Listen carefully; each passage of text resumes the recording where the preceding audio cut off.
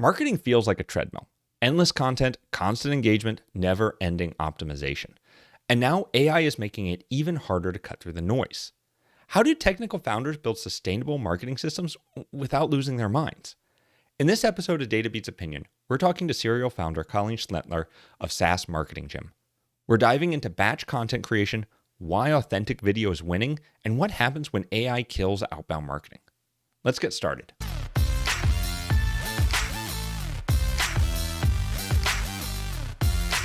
All right, hello, and welcome to another episode of Data Beats Opinion. I am your host, Keith Perhack from SegMetrics. I am here today with Colleen Schnettler from lots of stuff, which we're going to talk about, but mainly SaaS Marketing Gym, which I'm very excited to talk about as well.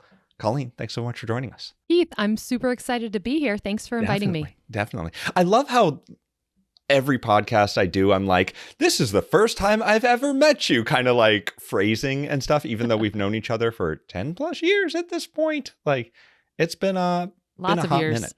So for people who don't know, who are you, Colleen? I am a Ruby on Rails developer by background, turned startup founder, turned marketing coach for founders. So I have kind of run the gamut in my career of all the things. I would say I primarily identify as a startup founder with a specialty in marketing. And I do want to say also that you are probably, of startup founders, especially in marketing people, are one of the most outgoing and systematized people I know when it comes to like making a plan, executing on that plan, and actually talking to customers and prospects. Because as I'm sure you know, many founders are essentially like, oh, I have all my marketing set up and I'm just going to let it run and I'm going to go back into my hidey hole and not even talk to anyone anymore.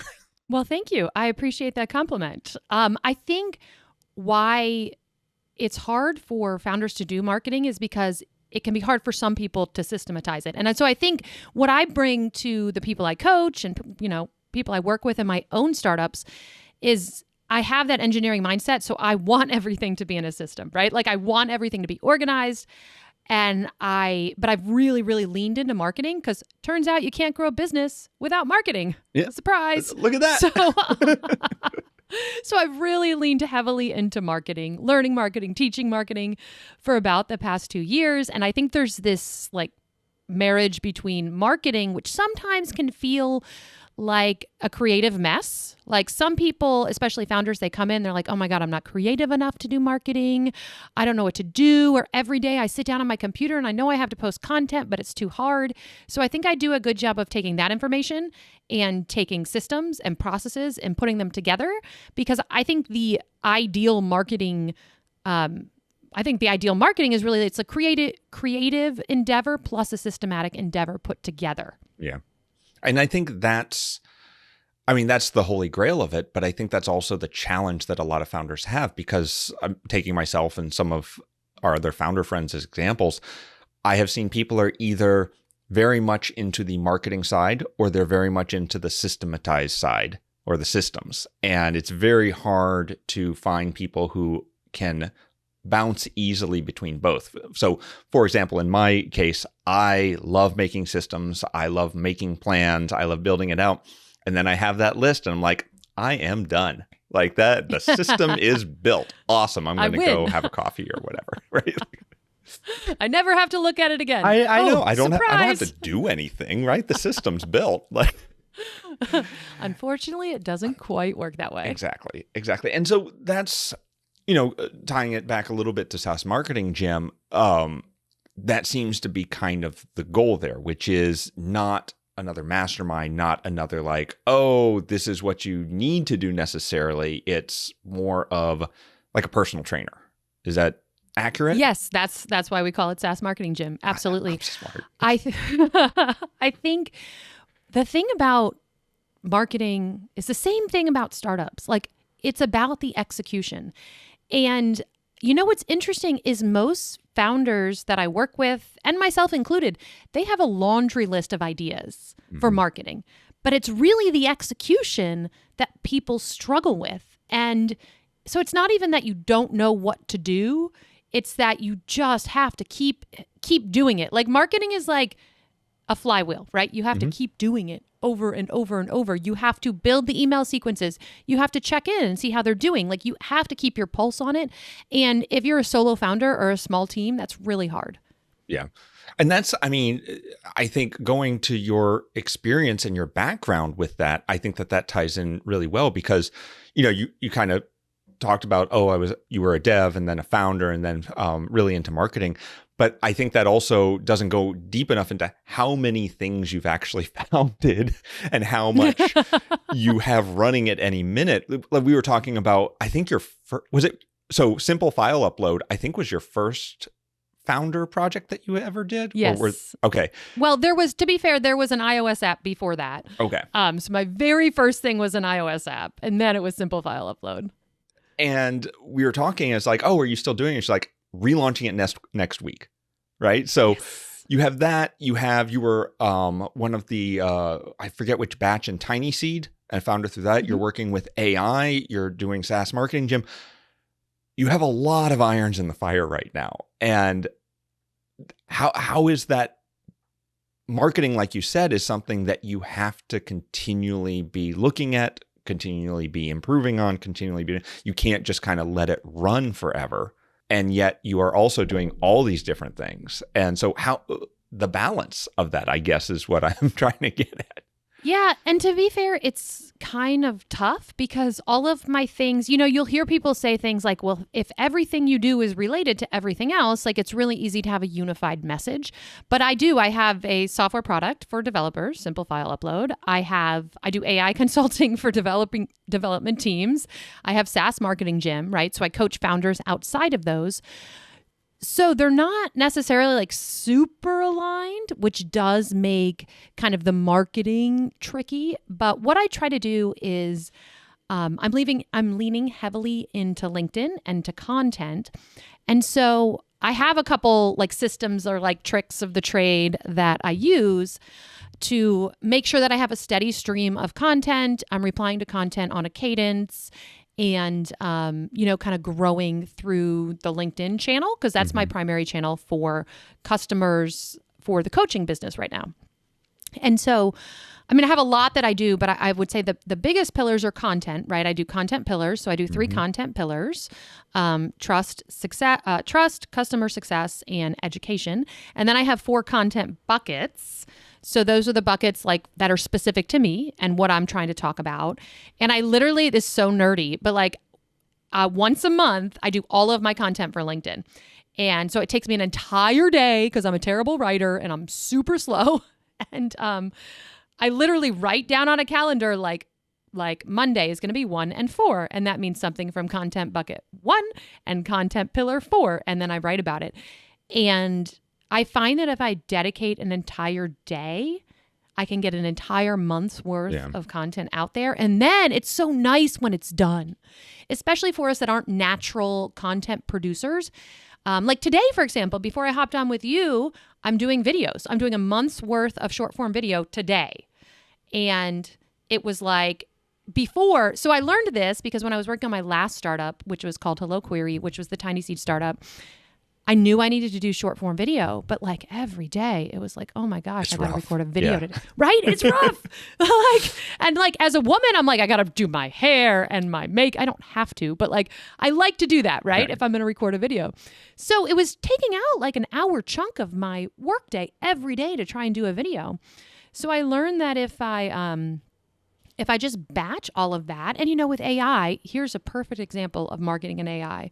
Literally did this today. I sat down, I was like, I need to do 10 videos today. Here's 5 ideas. I need some more. Dropped them into ChatGPT, workshopped it with prompt engineering to have 10 videos. And then we go through, me and my friend, ChatGPT, we go through the video one by one. And I'm like, I want it to feel like this.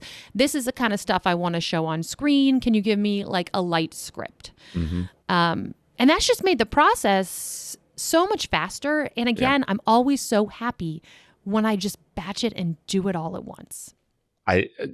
Batching is honestly the only way I can do it. I have to record at least 5 to 10 videos. And unfortunately, I rarely get an entire day, but I try to batch like 2 hours or 3 hours to try and get everything together. But I would love an entire day of, okay, not only do I have the entire day clear, but I also am in the mental space to be able to record all, which is the other that's important, huge issue. And one of the things I like about SaaS marketing, Jim, because I don't remember who told me this, but they were saying that as a founder, your biggest challenge is not external, it's your mental state.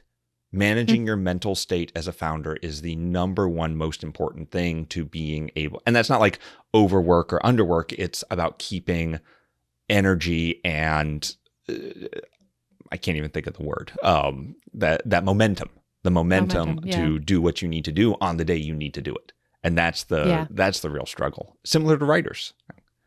Yeah. And that's another reason why I like to batch it, because if I get in the mindset, like I'm just chugging espresso, like I had 3 coffees, I'm not going to lie to you. Like before 11, latte before 11, got to cut off the caffeine at 11. That's my rule.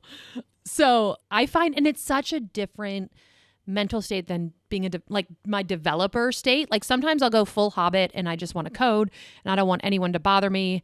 And that's just a totally different headspace than I want to share about, marketing or founding, or like I want deep thoughts in the world. Like it's just a different mental space. And it's hard to get into it for me. Like I have to stand up. I jump around a little bit. Mm-hmm. Like I have to physically move. So that's why I like to do it that way. And I have just found, especially if you are a founder, if you have a technical background and like writing is hard for you or content creation is hard for you, like you need to just take a huge chunk of time. That's why I say a whole day. Just accept. That's another thing. I think sometimes this is an interesting one. I'd be curious to hear what your audience thinks about this. But sometimes for founders, they feel like marketing is a second tier activity. Yeah, just a tad, especially non-marketing founders, right? So like your CMO, the people who are like into sales and stuff, they get that, I think. But there's a real, for creators, there is a very big, and I put devs in there, there's a very big feeling of build it and they will come, right? Devs and creators and stuff. We were just at the KIT conference, Craft and Commerce, and we were talking with food bloggers and stuff like that. And they were like, yeah, I really just want to create these videos. I enjoy creating the videos. I'm like, yeah. And then you got to put them on all your socials. They're like, yeah, I hate that. Like that's getting it out there. Like I love creating the content. I was talking to one of my friends who's an author, and he was saying, what is the work you do to procrastinate doing the work you need to do? And for him, it's research.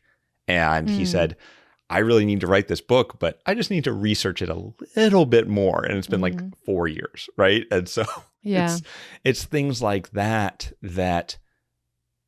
as founders, we know we have to be, I say social, but we have to be out there. We have to be putting our stuff in front of people so that they know we exist, not just in our little Heidi Hobbit hole.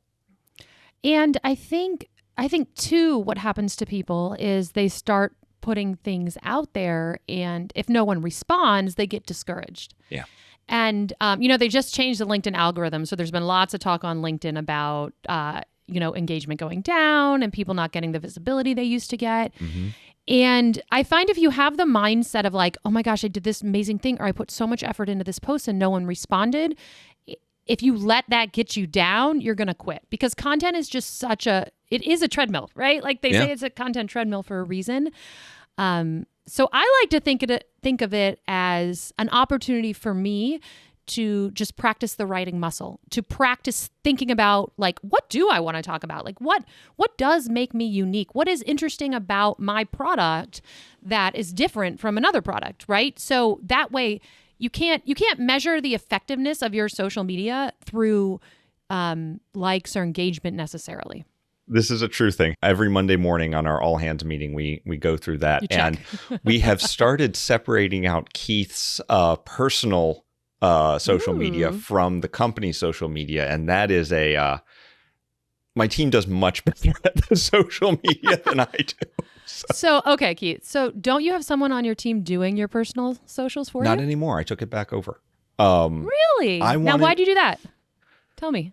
A couple of things. I wanted to I wanted to try different things. I wanted to take it in different directions. I don't like sales. I don't like salesy things. And this is the developer in me talking, right? I don't like things that are obviously salesy, just like I don't like copy that's obviously AI, right? And so when I am writing content for myself, I want to be more authentic and be things that I'm interested in, not just posting to say what's new in SegMetrics, right? Right. Similar to what you do, I believe, with your social. It's not all like, oh, check out, here's what SaaS marketing Jim is doing now. We have a discount, do discounts, but like this is cohort number 4 doing this. Like, if that comes up, that's interesting. But it had gotten to the point where that's all it was posting, and I was like, no one's going to follow me to see my crap all day, right? Like, to see marketing crap all day. Interestingly enough, talking about, you had mentioned the LinkedIn algorithm change. Have you seen the Facebook algorithm change? No, I'm not on Facebook. I had not been on Facebook in, God, maybe 2 years, maybe 3. Okay. It's been a long hot minute. Last time I logged in, it was all ads as far as the ads can see. It's just complete ads. Like, it was miserable. There was just nothing there. It was all just miserable. Anyways, I logged back in just randomly. I forget what I needed to do. And people are on there posting like it's 2009. Like, oh, really?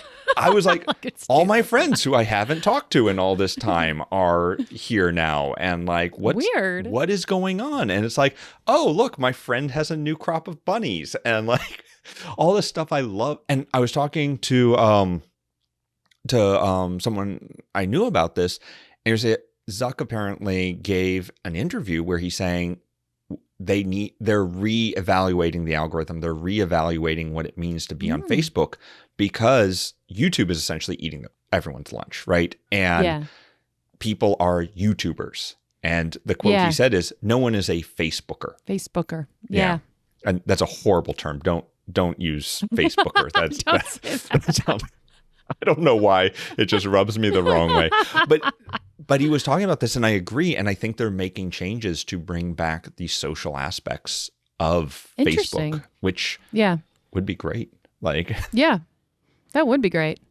Yeah. Speaking of YouTube, let's talk about YouTube as a marketing vehicle. YouTube. Are you doing a lot on YouTube right now? Yes. We're about to be doing a heck of a lot more too. But yeah, we're finding good results on YouTube. I have thoughts, but I would love to hear yours first. So this is interesting, because I am not yet on YouTube, but we do recommend with our founders that they get on YouTube, because what I'm seeing is, one, oh my gosh. I mean, I know we've been talking mostly about content, but AI content is just so like, it's so vomit inducing, right? You're just miserable. Like, oh my God. And so right now, video seems to be performing best, because it's still kind of hard to fake yourself in an AI video. And what we're seeing and I'm hearing is that, like, podcasts are great for an audience that already knows you, but YouTube is great for discoverability. And I'm hearing a lot of people doing video on YouTube, and it's working really well for them for discoverability. So this is the exact same conclusion that I've come to over the last couple of months, which is Google has essentially killed their own SEO, and YouTube is now the new SEO. When people are looking to learn how to do things, they are searching more on YouTube than they are on Google, which is insanity. But that's where we are at this point. And so I agree. Like, I'm finding much more value from both entertainment content as well as educational content. It feels like SEO 10, 15 years ago. It doesn't have the conversion ability of a website, because you can't put like your buy now button, and no one's like, everyone's watching on their phone, so no one's clicking. But as far as branding and brandability goes, like, and education goes, it's great. It's really good. And then, are you doing TikTok for B2B? We tried. I got some good follow-up. I don't think, this is going to sound horrible, we're not young enough or hip enough to do TikTok hire well. young people. It's cool. We can hire young people. You can hire the youngins. We're all old school marketers. So like the yeah. I don't know. I have heard before TikTok got super popular in the B2B space, I heard a lot of people having really good success with it. I've stopped hearing that, so I don't know if it's just gone underground or if it's become saturated or what the status is. How about you? Have you seen anything with that? We don't put anyone on TikTok, mostly because my partner and I don't use it ourselves, so we can't really advise on how to use it. I'm just curious if you were seeing success with it. No, we'll see. No, I'll go with no. That's cool. The person who manages all the social and stuff is starting to do new TikToks. She really wants to try some new TikToks, and we're doing some of the. I was talking to someone. They were talking about jankiness being the new authenticity. And so we're really trying a lot of janky things with our TikTok and the stuff that we're looking to do. Like shorts, like YouTube shorts, we're trying to make more janky and stuff like that. But again, old guy really wants that polish, and I enjoy the polish of a good, well-produced video. And so the jank, I know, like Domino's is doing janky videos now. It's really weird. Like the Domino's ads are super janky. Like super weird. It's a weird world we live in. I think there's a lot, like AI is fundamentally changing marketing. Yeah. I mean, we've seen it just in the last year with SaaS Marketing Gym, things that were working before, outreach that was working before. Like people are just getting inundated now with AI. Well, AI has killed changing outbound. A lot. Yeah, AI has. I think it has 100% killed outbound. Like it's dead. It's dead. I hate taking over the conversation. I had a call this morning or yesterday that was it was from a company that's called me a couple of times, but it was completely AI. It was completely recorded. And the only reason I knew that is because I tried to respond and it just kept talking. And it just kept going. And I was like, this is not a real person. Like, and then I started noticing like the artifacts and stuff, but like, we're just annoying people at scale at this point. Like, it's like spam mail. Great phrase. Right? We're annoying people at scale. You should patent that because that's a great phrase. I was talking to some founder friends about this and some people I work with. And, we're talking about like, so if AI ruins social media, like where are people hanging out? And our current hypothesis is there's just more private groups. There's more private Slacks. There's more like SaaS Marketing Gym is a private group, right? But it's like kind of interesting because if that is actually going to happen, which it seems like we're going in that direction, like where will people be getting authentic content? Where will people be interacting with one another? Like it'll be interesting. What do you think? I've always felt that authentic content, like the and again, I always forget this word. It starts with a C, but essentially it's not consolidation, but you have all these products like Wirecutter, right? You have all these products and finding the best products and recommending that. That has always been super valuable because it cuts through the noise. You have 8,000 products on Amazon that all look exactly the same, all different company names. You have no idea. And so someone going in and saying, these are the good ones, these are the bad ones, this is what you need to look out for, that trusted voice is very important. I think it's going to become more important with all of the AI generated content. I wonder if the end game though is, and let's take SaaS Marketing Gym as an example, companies start signing up for these private spaces with AI and bring in that AI influence into these private spaces. And I don't know if that's... Wait, what do you mean? You're saying that like an AI joins your Discord or whatever? Yeah, exactly. An AI joins your Discord, and if it's private invite only, then a human starts that. But essentially, almost like a Trojan horse, right? And they start slowly feeding in that information and stuff. And who knows? Like this AI is still... I'm apparently very pessimistic on this. I see that. Well, even to your point about like trusted voice, one of the interesting things I see about AI and marketing as well is like people are overwhelmed by choice. Like they're like, oh, there are 5,000 AI tools out there for everything. And so one of the things we do in SaaS Marketing Gym is we just tell you what to use. Like we're like, you're cutting up shorts, use this. You want to schedule your social media, use this. And we do that because the deliberation period when you have 25 social media schedulers you could use, or you have, 15 video clip thingy-mabobbers. It's just overwhelming, the amount of choice out there. I just had to pick a voice phone number thing. And I was like, because they shut down Skype, and there's like 800 options. And all of them are slightly different, and all of them have, and it's like, oh my God, like I just tell me which one to use. Like, I don't want to go through all this. Like, speaking of trust and AI and marketing, have UGC, user generated content? Yeah. Have you seen AI user generated content? No. This is a huge thing now, apparently. I don't know how it is legal at all, but essentially people are using AI to generate fake people to review their products. Are you serious? Yes, 100%. That's crazy. 100%. And I'm on Twitter and I'm seeing there are companies whose entire thing is AI generated user generated content. AI generated user generated content. Yes. Wow. Yeah. That's crazy. And I think we're at the end game at this point. And the world implodes. It was nice knowing you. Yeah. So, I mean, what's next, do you think? Like, sorry, I'm so excited about my life. That's why I was like, I'm just so excited about my life, Keith.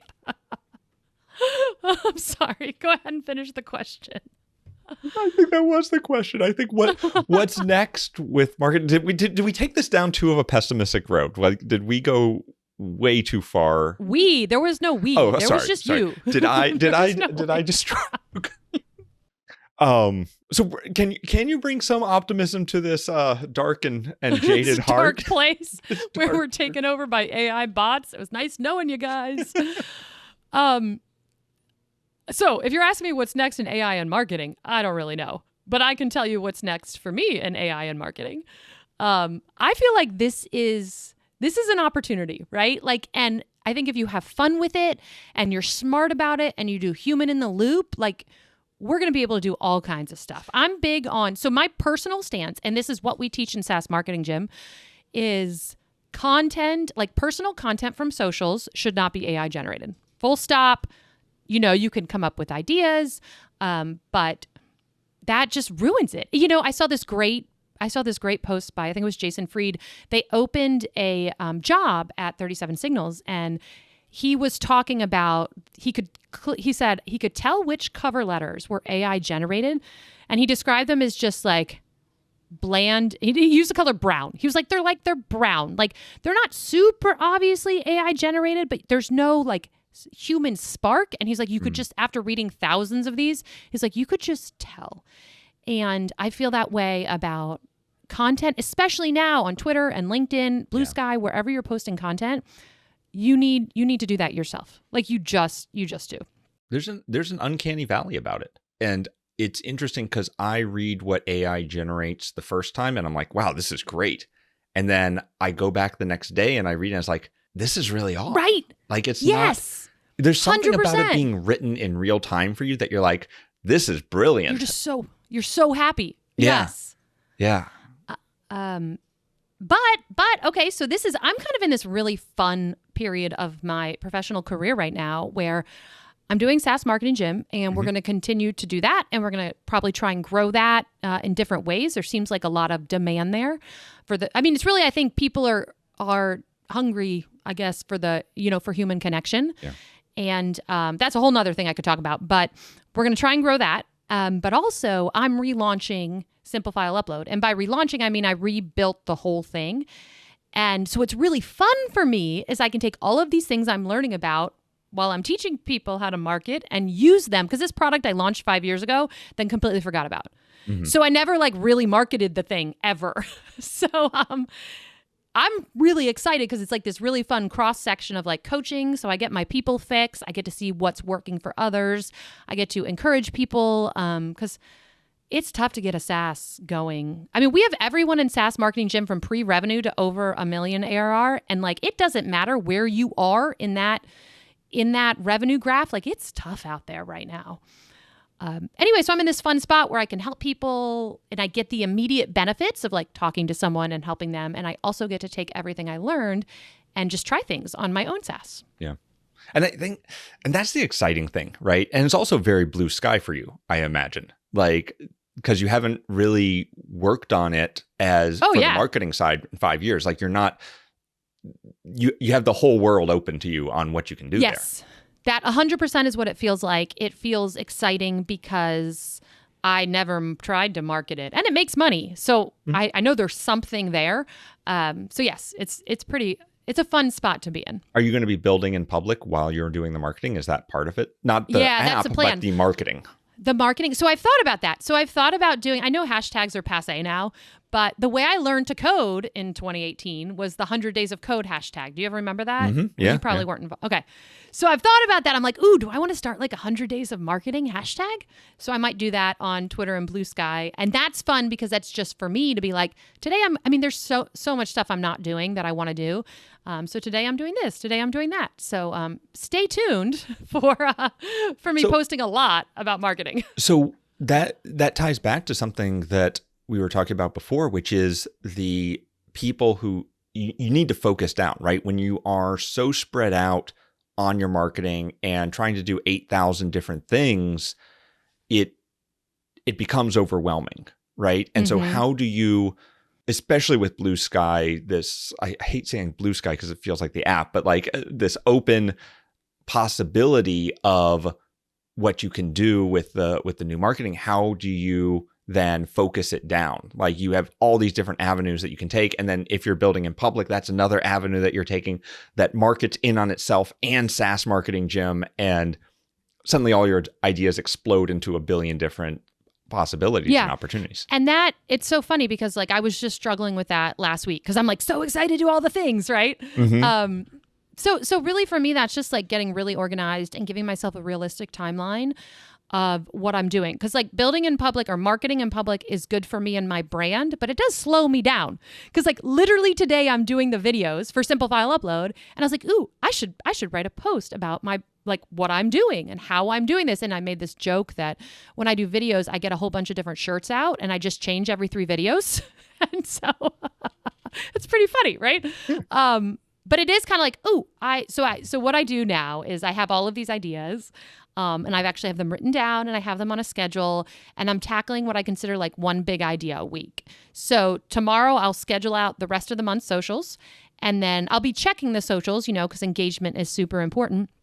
But then what I want to do, since I'm targeting developers, I'm doing engineering as marketing. So like next week, I'm going to build a LinkedIn, an AI like LinkedIn connection automator thing. So when someone signs up for Simple File Upload, I automatically connect with them on LinkedIn and send them a message. Mm-hmm. And I have a whole bunch of ideas of little things, but like building those things will help me grow Simple File Upload and help me talk about marketing at the same time. So it is kind of symbiotic, if you will. So everyone should follow you and watch this whole process so that they know exactly what you're doing, is what you're saying. That's right. And it's Colleen Schnettler on LinkedIn and Leanie Burger on Twitter. So are you on Blue Sky at all? Or those are your two? Those are, man, I got off Twitter and was only on Blue Sky. And then Blue Sky was just as bad as Twitter in the other direction. So I went back to Twitter. I don't even know. It's all I don't know if I need to. Yeah. But the people I interact with the most are on both. So I don't think it matters. Yeah. Yeah. I signed up for Blue Sky. I have a Blue Sky account. I have no idea where it went. I can't find the login. I can't even log in. It exists because I can find myself on Blue Sky. But I can't, I don't know how to get in. You can't log on. That is amazing. You are great at social media. Follow me for marketing. Follow me for marketing advice. Follow Keith for marketing advice. Blue Sky. Can't log into my socials. Oh my gosh. Oh, lordy. It's truly amazing. I wonder if we're going to cut that. All right, we'll find out. We should definitely keep that because it's hilarious.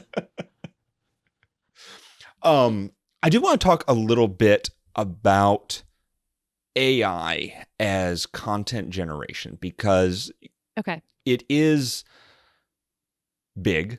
And as we were kind of talking about, it is kind of eating the lower end of effort for content. So, you used to get really low level, $5 an hour, whatever, copywriter to write your about page because it doesn't have to be good. It just has to be copy. So it's eating all that.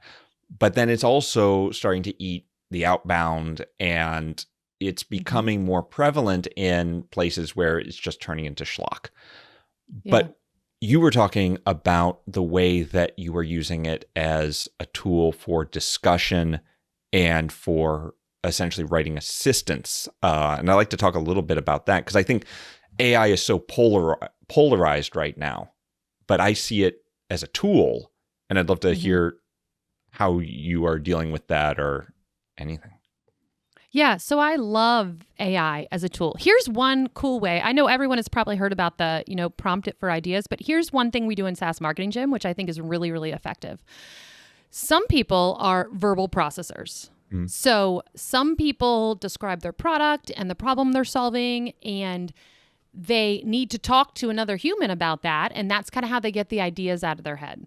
So one of the things we do is we turn on a transcript in SaaS Marketing Gym, and we will let this person speak, and we will have a conversation, almost like we're recording a podcast, right? We'll ask them questions and we'll pull out insights. And then they take the transcript. We literally have a guy doing this today, takes that entire transcript, and he's taking it over, a whole week of these conversations, dumps it into ChatGPT and asks ChatGPT to pull out key points. Yeah.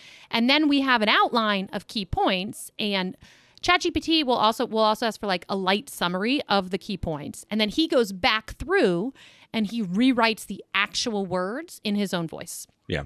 So this is what and 100% agree with this. This is what I have seen AI work really well with, which is essentially transforming content, right? So we're taking video and audio and turning it into a transcript, and then taking the transcript and summarizing and transforming it into different pieces of content for different purposes. Yeah, I like it for that. I like it. Like I said, for me, I really use it. There's no reason. This is what I love about it. There's no reason to be stuck ever again, right? You never need to be like, oh, I have nothing to write about. That's no longer a thing. Because if you think you're out of ideas, you can feed ChatGPT, here's my website. Here's what I talk about usually. And here's my last 100 posts. Focus. Yep. Yeah, exactly. I did that. I scraped all of maybe I exported them. Anyway, I had a way that I got all of my posts because I have a little, I have my own personal GPTs for this. So I have a Twitter GPT and a LinkedIn GPT, and I scraped 100 of my posts. Here's what I sound like. Here's what I like to talk about.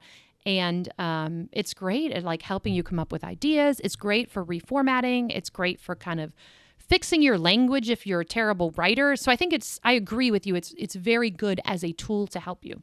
Yeah. I was talking with Wes, we were talking about the development side of Claude Code and all that. And we were talking about what does it mean for developers? And I realized it's do you remember when IntelliSense came out? Yes. Autocomplete for what a method has in it, the methods, and you could click on it and go to the parent method. It was like magic. It was honestly it was probably one of the top things that as a tool increased the productivity of developers. And I see AI, once people get over hey, I can just make a ton of schlock, I see that as the actual use case of AI, which is empowering us with a tool that makes us better and allows us to have conversations. Yeah, I agree. Okay, so we've swung back up. We're positive again. We're positive again. Look at that. It was great. Again. It's great. Good job. Way to swing the pendulum the other way. Excellent work. Excellent work. Colleen, thank you so much for joining us. Where can people find you, and where can people find SaaS Marketing Gym if they are interested in more? Yeah, so SaaS Marketing Gym is SaaS, SaaS, marketinggym.com. I'm Colleen Schnettler, which put it in the show notes because no one can spell it. I married into that name, I'll have you know. My other last name was 4 letters long, but whatever. I'm Colleen Schnettler on LinkedIn, and I'm Leanie Burger on Twitter. And feel free to DM me if you're interested in SaaS Marketing Gym or you just want to chat founder stuff or what you're seeing in marketing. I love one-on-one conversations. I think they can be really effective compared to screaming into the content void. So that's where you can find me. Awesome. And is SaaS Marketing Gym, would you say it's just for SaaS founders, or does it expand out? No, we accept marketers. It's mostly SaaS founders. We have had 2 We've had about 20 people go through the program. We've had 2 pure marketers, and I think they got a lot out of it and they enjoyed it. If you are already a pure marketer, we just help you get organized. We help you execute, things like that, do some creative ideation for you. Amazing. Colleen, thanks so much for joining me, and have a great rest of your day. Thanks, Keith. I really had a great time. Thanks for having me on. Cheers.